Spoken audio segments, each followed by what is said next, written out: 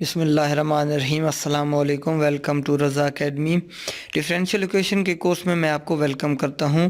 आज के लेक्चर में हम बात करेंगे application of first order linear differential equation के first order linear differential equation जो है उसकी हम एप्लीकेशन कहाँ कहाँ यूज़ यानी कि कहाँ कहाँ फिज़िकल वर्ल्ड में हम ये जो डिफरेंशियल इक्वेशन है इनको हम यूज़ कर सकते हैं।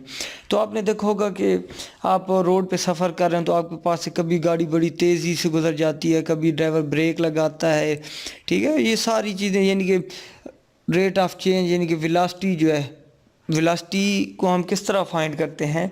वेलोसिटी होती है rate of change of displacement, और रेट ऑफ चेंज की जब भी बात होती है तो वहाँ क्या चीज़ कार फरमा होती है, डिफरेंशियल इक्वेशन कार फरमा होती है। इसी तरह है कि हमारी आबादी बढ़ रही है, किस रेट से बढ़ रही है, ठीक है।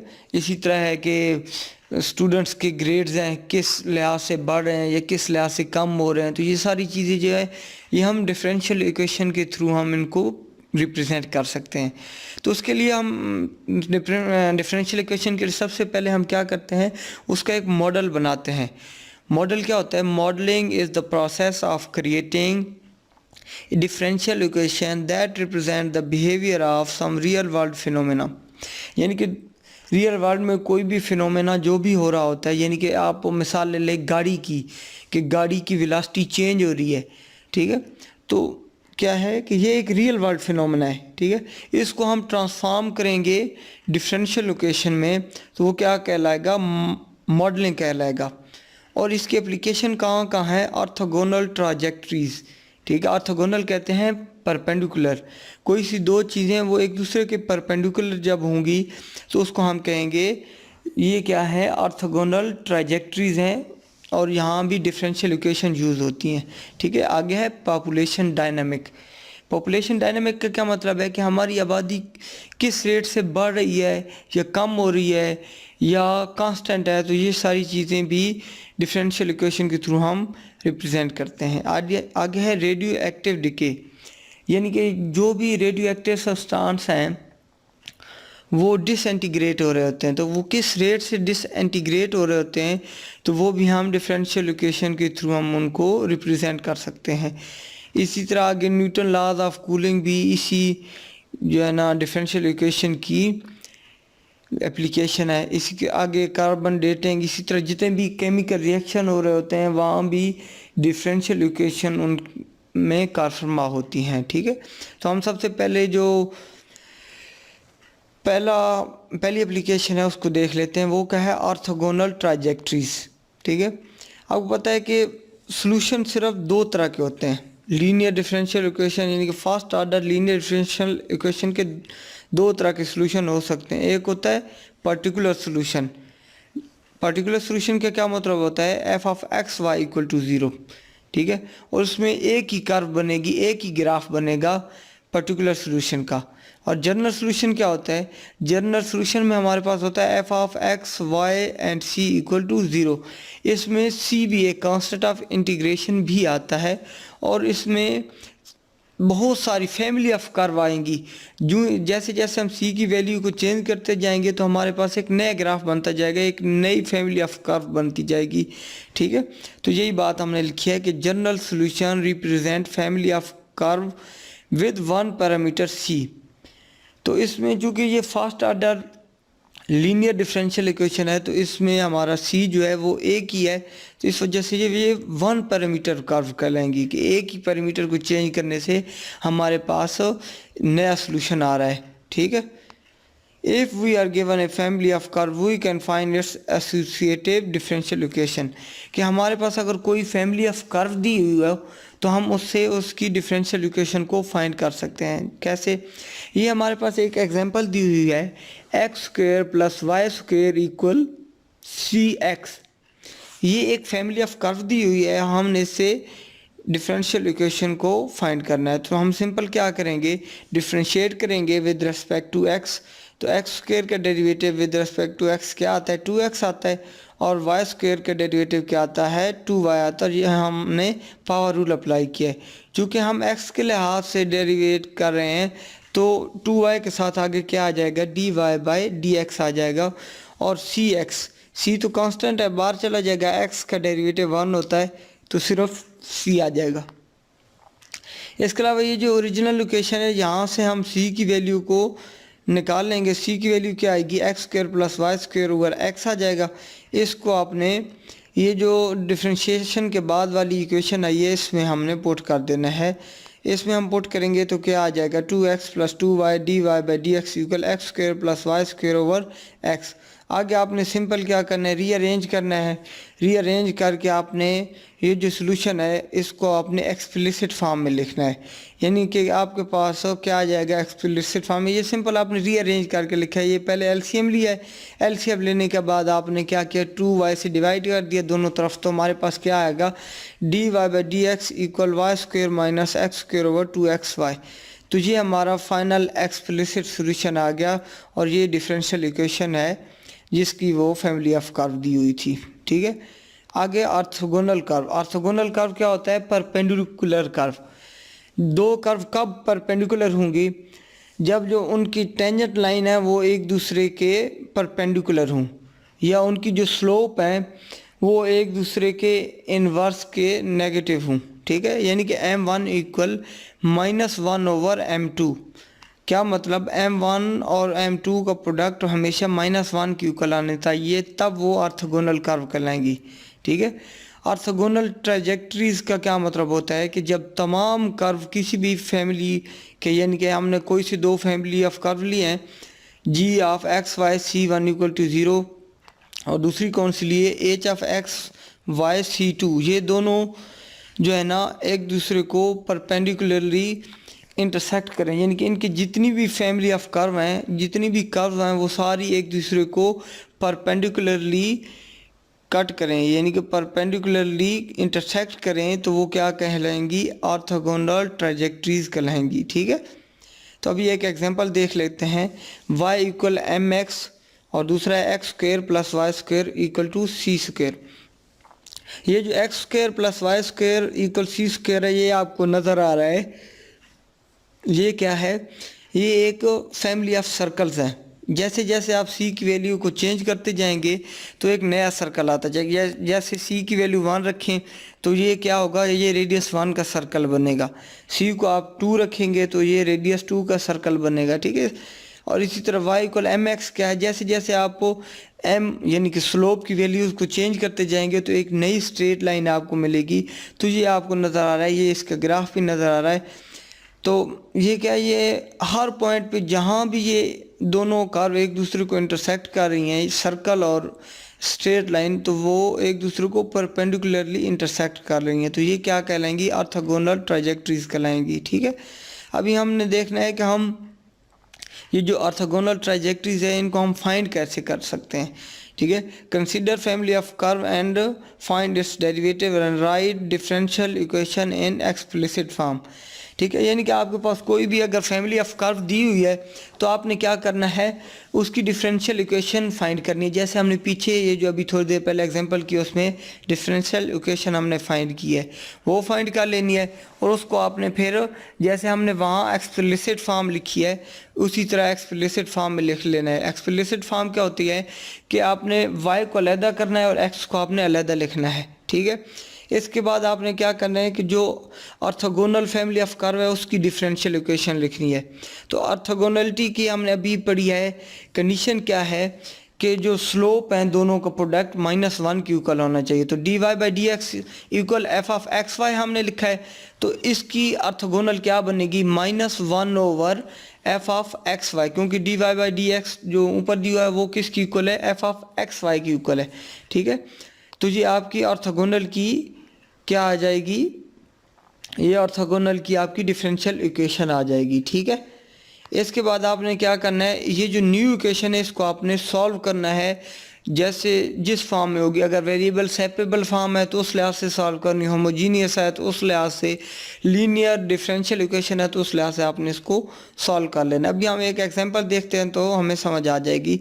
Find orthogonal trajectory to the family of circles. ठीक है, यानी कि ये जो फैमिली ऑफ सर्कल है इसका आपने ऑर्थोगोनल ट्रैजेक्टरी फाइंड करनी है। ठीक है, x square plus y square equal to c square, यहाँ से आपने डिफ्रेंशिएट करना विद रिस्पेक्ट टू एक्स, ठीक है। उसके बाद आपने क्या करना है कि इसको एक्सप्लिसिट फॉर्म में लिखना है, यानी कि इसकी स्लोप की फॉर्म में लिखना है, क्योंकि d y by d x क्या होता है, बेसिकली स्लोप होता है। तो ये क्या आएगा, माइनस एक्स ओवर वाई।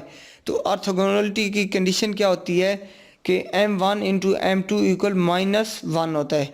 तो m1 इक्वल -1 ओवर m2 था जो अभी हमने पीछे देखा था। तो सेम यही कंडीशन हम अप्लाई करेंगे। तो ये कंडीशन अप्लाई करेंगे तो जो डिफरेंशियल इक्वेशन आएगी ऑर्थोगोनल फैमिली की, वो क्या आएगी, 1 y ओवर x आ जाएगी। अभी आपको नज़र आ रहा है कि ये d y by d x equal y over x, ये क्या है, वेरिएबल सेपरेबल फॉर्म है। इसको आप वेरिएबल सेपरेबल फॉर्म से भी कर सकते हैं या लीनियर डिफरेंशियल इक्वेशन के थ्रू भी आप इसको सॉल्व कर सकते हैं। ठीक है, वेरिएबल सेपरेबल फॉर्म से हम सॉल्व कर लेते हैं। इंटीग्रेट करेंगे दोनों तरफ। इंटीग्रेशन के बाद आपने सिंपल क्या करना है कि यहाँ जो है ना, हमने सी को क्या लिया है, लॉग नेचुरल ऑफ एम लिया है। ठीक है, ये मैंने इधर साथ बता भी दी है। आगे आपने सिंपल इनकी प्रॉपर्टीज़ को यूज़ करना है, फिर एक्सपोनेंशियल फंक्शन अप्लाई करना है। तो हमारे पास क्या आ जाएगा, y इक्वल एम एक्स। और ये बात मैंने पहले ही बताई है कि ये y इक्वल एम एक्स और सर्कल जो है ना, ये ऑर्थोगोनल ट्राइजेक्टरीज हैं। ठीक है, यही चीज़ हमने बताई है। आगे जो नेक्स्ट टॉपिक है वो है पॉपुलेशन डायनामिक। पॉपुलेशन डायनामिक का मतलब क्या है कि अगर पॉपुलेशन चेंज हो रही है किसी भी कंट्री की, तो हमने पता करना है कि किस रेट से चेंज हो रही है और 10 साल बाद जो है ना पॉपुलेशन क्या होगी। तो हम बता सकते हैं किसके थ्रू, डिफरेंशियल इक्वेशन के थ्रू। और डिफरेंशियल इक्वेशन हम उसका मॉडल बनाएंगे। मॉडल बनाने के बाद फिर हम उसकी इक्वेशन बनाएंगे जिससे हम किसी भी साल की हम उसकी पॉपुलेशन को फाइंड कर सकते हैं। ठीक है, और ये जो पॉपुलेशन डायनामिक मॉडल है ये हमेशा एक्सपोनेंशियल होगा। और इसमें हम अब असम्पशन क्या लेते हैं कि जो रेट ऑफ चेंज है किसी भी पॉपुलेशन का, वो जो एग्जिस्टिंग पॉपुलेशन है उसके प्रोपोर्शनल है। कैसे, मसलन एक सिटी है जिसमें 100 बंदे हैं, तो 100 बंदों की जो एक बच्चा है आगे बिलफर्ज, तो वो क्या होगा, 200 बंदे होंगे। लेकिन अगर उसी जगह 1000 बंदा और उनके आगे बच्चे पैदा हों, तो वो अगर 1000 बंदा है तो उनके अगर आगे 1000 बच्चे पैदा हों, तो खुद देख लें कि कितनी जल्दी आबादी बढ़ जाएगी। तो इसका मतलब है कि जो आपकी एग्जिस्टिंग पॉपुलेशन है वो बहुत ज़्यादा डिपेंड कर रही होती है आपकी फ्यूचर पॉपुलेशन पे, कि आपकी पॉपुलेशन ग्रोथ क्या होगी नेक्स्ट टाइम। ठीक है, तो हम इसको लिख सकते हैं d p over d t, यानी कि rate of change of population with respect to time किसकी इक्वल है, के पी। पी क्या है, आपकी एग्जिस्टिंग पॉपुलेशन है, और क्या है, प्रोपोर्शनलिटी कांस्टेंट है। ठीक है, तो आप इनको इसका सोल्यूशन कैसे फाइंड करेंगे, ये आपको नज़र आ रहा है कि ये वेरिएबल सेपरेबल फॉर्म है। तो इसको हम वेरिएबल सेपरेट कर लेंगे। इसके बाद इंटीग्रल अप्लाई कर देंगे। इंटीग्रल अप्लाई करेंगे तो हमारे पास क्या आएगा, 1 ओवर पी का इंटीग्रल क्या आएगा, लॉग नेचुरल ऑफ पी आएगा। के कांस्टेंट है, बाहर आ जाएगा। डी टी के लिहाज से इंटीग्रेट कर रहे हैं तो क्या आ जाएगा, टी आ जाएगा, के टी प्लस सी आ जाएगा। ठीक है, इसके बाद आपने सिंपल क्या करना है, एक्सपोनेंशियल फंक्शन अप्लाई कर देना है। एक्सपोनेंशियल फंक्शन अप्लाई करेंगे तो हमारे पास क्या आ जाएगा, p equal e raise to power k t plus c. तो हमने क्या करना है, नेक्स्ट स्टेप में हमने क्या किया कि इनको प्रोडक्ट की फॉर्म में लिख दिया, के टी प्लस सी को। ठीक है, और ये जो ई रेज़ टू पावर सी है इसको हमने वैसे एक नए वेरिएबल सी से रिप्लेस कर दिया, क्योंकि ये तो यानी कि कांस्टेंट है, तो इसको हम कोई भी नाम दे सकते हैं। तो P equal c into e raise to power k t. अगर हम कहें कि हमारी जो इनिशियल पॉपुलेशन है वो P नॉट है, यानी कि जब हम कोई काम या कोई ऑब्जर्वेशन शुरू किया है टाइम 0 पे, तो हमने कहा है कि उसकी पॉपुलेशन क्या है, P नॉट है। ठीक है, तो इसका मतलब क्या है कि टाइम 0 पे आपकी जो पॉपुलेशन है वो P नॉट है। तो ये जो ओरिजिनल लोकेशन है हमारी ये वाली, इसमें आप t की वैल्यू 0 पुट कर दें और p की वैल्यू क्या पुट कर दें, P नॉट पुट कर दें। तो हमारे पास जो c की वैल्यू आएगी यहाँ से वो क्या आएगी, P नॉट ही आएगी, क्योंकि t जब 0 होगा तो e रेज़ टू पावर 0 हो जाएगा, और e रेज़ टू पावर 0 किसकी इक्वल होता है, 1 की इक्वल होता है। तो c आपका P नॉट की इक्वल हो जाएगा। ये आपने ये इसी इक्वेशन में आपने c की वैल्यू को पुट कर देना है। तो हमारी जो फाइनल इक्वेशन बनेगी वो क्या आगे बनेगी, p of t equal P naught e raise to power k t. अगर के की वैल्यू ग्रेटर देन 0 हो तो इसका मतलब है ग्रोथ है, यानी कि आपकी पॉपुलेशन बढ़ रही है। और अगर के की वैल्यू लेस देन 0 हो तो इसका मतलब है कि आपकी जो पॉपुलेशन है वो कम हो रही है। एक एग्जांपल है कि the population of a certain community is known to increase at a rate proportional to number of people present at any time. The population has doubled in 5 years. How would it take to triple? If it is known that the population of community is 10,000 after 3 years, what was the initial population? What will be the population in 30 years? ठीक है, तो एक तो हमने बताना है कि initial नहीं, सबसे पहले आपने बताना है कि ट्रिपल कब होगी, फिर बताना है इनिशियल पॉपुलेशन कितनी है और 30 साल के बाद जो पॉपुलेशन है वो कितनी होगी। तो अगर हम कहें कि पी नॉट हमारी इनिशियल पॉपुलेशन है और पी ऑफ टी जो है ना वो किसको शो करी होती है, पॉपुलेशन एट एनी टाइम। और जो ये है डिफरेंशियल इक्वेशन है ग्रोथ की, वो हमने अभी पीछे पढ़ी है, क्या है, D p over d T equal के टाइम्स पी। और इसका सोल्यूशन हमने क्या फाइंड किया था, इसको जब वेरिएबल सेपरेबल फॉर्म से हमने सॉल्व किया था तो हमारे पास इक्वेशन आई थी p of t equal p naught e raise to power k t. तो हमारे पास दिया हुआ है कि पॉपुलेशन डबल हो जाएगी 5 साल में, यानी पी ऑफ टी क्या होगा, 5 साल क्या टाइम है, तो टाइम हमारे पास पी ऑफ टी है, तो टी की जगह हम क्या लिखेंगे, पी ऑफ टी 5 लिख देंगे। P of 5 equal initial population के वो कहता है 5 साल बाद डबल हो जाएगी, तो इसकी वजह से हमने इधर क्या लिखा, 2 पी नॉट लिख दिया। ठीक है, आगे आपने क्या करना है, आपने सिंपल पी ऑफ 5 की वैल्यू को ये जो स्टैंडर्ड इक्वेशन है इसमें पुट कर देना है। तो क्या आ जाएगा, पी ऑफ टी की जगह आ जाएगा 2 पी नॉट आ जाएगा equal p naught e raise to power, चूँकि 5 साल के बाद ये डबल हुई है तो टाइम की जगह 5 आ जाएगा और के वैसे ही आ जाएगा। यहाँ से पी नॉट के साथ कैंसिल हो जाएगा, तो हमारे पास क्या रह जाएगा, ई रेज टू पावर 5 के इक्वल 2। इसका मतलब क्या है कि आप अगर दोनों तरफ लॉग नेचुरल अप्लाई करें तो हमारे पास क्या रह जाएगा, ई और लॉग नेचुरल तो कैंसिल हो जाएंगे, हमारे पास रह जाएगा 5 के इक्वल लॉग नेचुरल ऑफ 2। यहाँ से आप के की वैल्यू को फाइंड कर लेंगे, के की वैल्यू हमारे पास आ जाएगी 0.13863। ठीक है, ये कैलकुलेशन आप कर लीजिएगा। तो क्या होगा, अभी आपने सिंपल क्या करना है, ये जो के की वैल्यू है ये आपने ये जो ओरिजिनल इक्वेशन है उसमें पुट कर देनी है। तो हमारे पास क्या आ जाएगा, p of t equal p naught e raise to power k की जगह के कांस्टेंट की वैल्यू लिख दी और आगे टाइम। अभी सिंपल आपने क्या करना है कि आपने बताना है कि ट्रिपल कब होगी, यानी कि ये जो आपकी है पॉपुलेशन है ये ट्रिपल कब होगी। तो पी ऑफ टी हमारे पास क्या होना चाहिए, यानी कि ट्रिपल होना चाहिए। तो 3p इस वजह से लिख दिया क्योंकि हमने देखना है कि पॉपुलेशन ट्रिपल कब होगी। Equal p naught e raise to power 0.1386 time, आपने टाइम बताना है कि कितने साल में ट्रिपल होगी। तो आपने पी नॉट के साथ कैंसिल हो जाएगा। ठीक है, आपने इसके बाद लॉग नेचुरल अप्लाई कर देना, लॉग नेचुरल अप्लाई करेंगे तो हमारे पास इसको थोड़ा सा फिर रीअरेंज करके लिखेंगे तो T1 हमारे पास क्या आ जाएगा, लॉग नेचुरल ऑफ 3/0.1386। ये जैसे हमने पीछे किया ना 5 के को लॉग नेचुरल ऑफ 2, सेम इसी तरह का प्रोसीजर इधर भी कर रहे हैं। ठीक है, तो हमारे पास T1 कितना आया 7.92, यानी कि तकरीबन 8 साल में पॉपुलेशन ट्रिपल हो जाएगी। आगे हमने बताना है कि इनिशियल पॉपुलेशन क्या है। हमारे पास पहले से दिया हुआ है कि पी ऑफ 3 कितना है, 10,000 है। तो हम ये वाली कंडीशन यूज़ करेंगे इनिशियल, ये जो हमारी सोल्यूशन है ना, p of t equal p naught e raise to power constant k t. तो कांस्टेंट की वैल्यू तो हम पहले से मालूम कर चुके हैं, टी की जगह आपने पुट कर देना है तो पुट करेंगे। और पी ऑफ टी कितना है हमारे पास, जो 3 साल के बाद हमारी पास पॉपुलेशन है वो कितनी है, 10,000 है, तो वो पुट करेंगे।